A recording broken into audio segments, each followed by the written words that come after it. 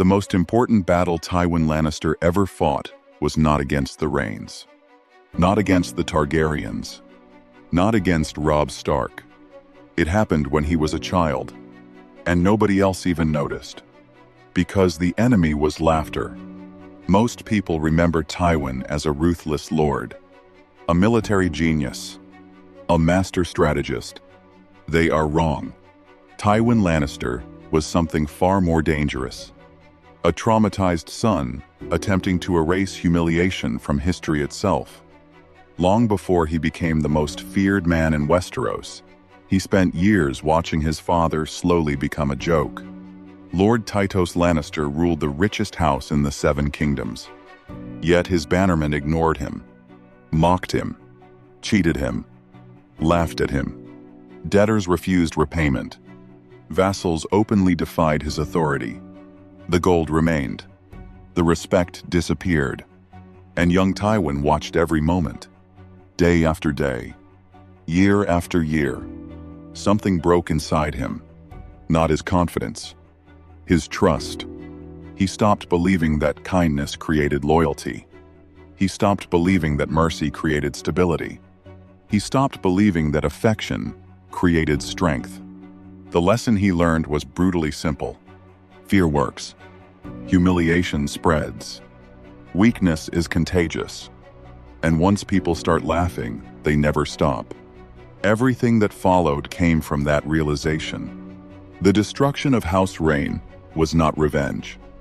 It was therapy. Massive, horrifying, industrial-scale therapy.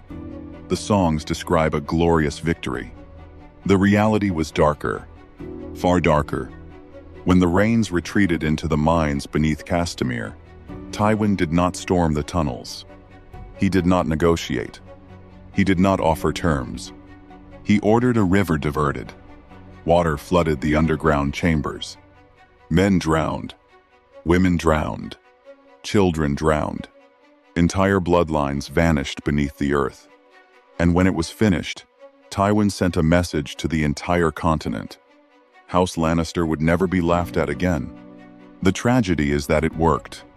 The fear arrived immediately. The respect followed. The laughter stopped. But something else stopped as well. The ability to see people as human beings. From that moment forward, Tywin no longer managed relationships. He managed outcomes. And Westeros was about to discover what happens when a traumatized son gains unlimited power. Most rulers govern kingdoms. Tywin Lannister governed systems. That distinction changed history. For 20 years, he served as Hand of the King. Officially, he worked for Aerys Targaryen. In reality, he operated Westeros like a corporate executive managing a failing institution. Taxes improved. Trade expanded. Infrastructure stabilized. The kingdom became efficient, predictable, profitable. Tywin's greatest talent was not warfare. It was administration. He viewed politics the way accountants view numbers. Everything had a cost. Everything had a function.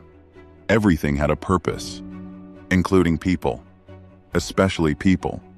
That is why Robert's rebellion reveals the true nature of Tywin Lannister. Many imagine he finally chose a side, that he abandoned the Mad King and joined Robert.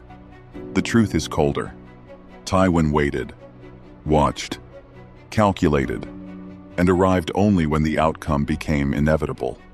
Not loyalty, not courage, not conviction, acquisition, a corporate takeover disguised as military intervention.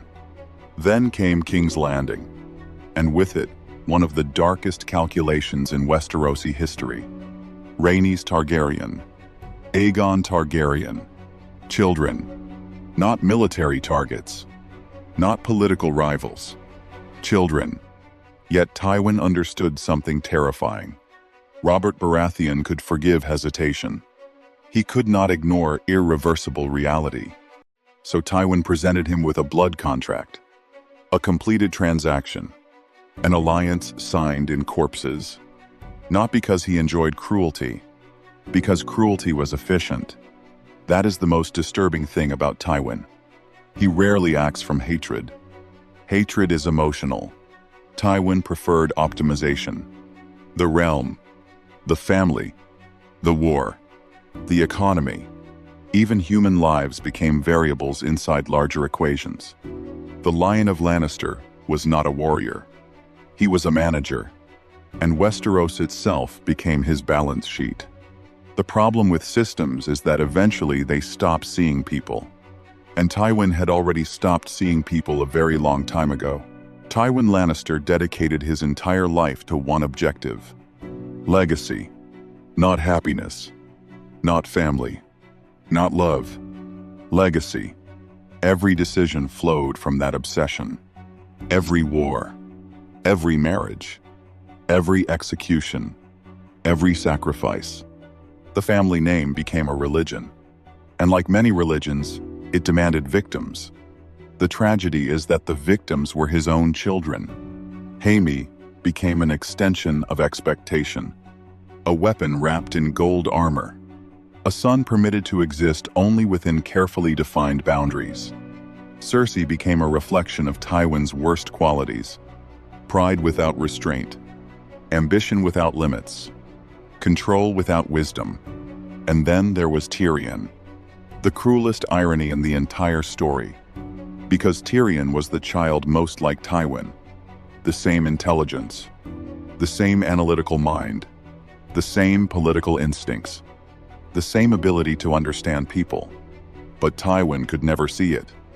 Or perhaps he refused to see it, because Tyrion carried the face of humiliation, the reminder of loss, the reminder of weakness, the reminder that perfection does not exist. And Tywin spent his entire life fighting that truth. He treated his children as assets, investments, properties, entries on a ledger. What he never understood was emotional volatility, the one variable he could not calculate, the one threat no amount of gold could control. Eventually, the machine began turning against its creator. The dynasty remained powerful, but its foundations were already collapsing. Then came the final moment. No battlefield, no glorious duel, no heroic last stand, only darkness. A father, a son, and decades of accumulated hatred. Tywin Lannister spent his life running from laughter, trying to transform flesh into stone, trying to transform family into legacy, trying to transform fear into permanence. In the end, he achieved none of those things, because the dynasty survived only as long as he did. And the moment he disappeared, the rot became visible. The empire remained standing for a few seconds, but the foundation was already ash. Tywin Lannister conquered kingdoms, silenced enemies, terrified generations. Yet history remembered something he never could have tolerated. Not his victories, not his power, not his wealth, but the joke, the final joke, the one he spent an entire lifetime trying to escape.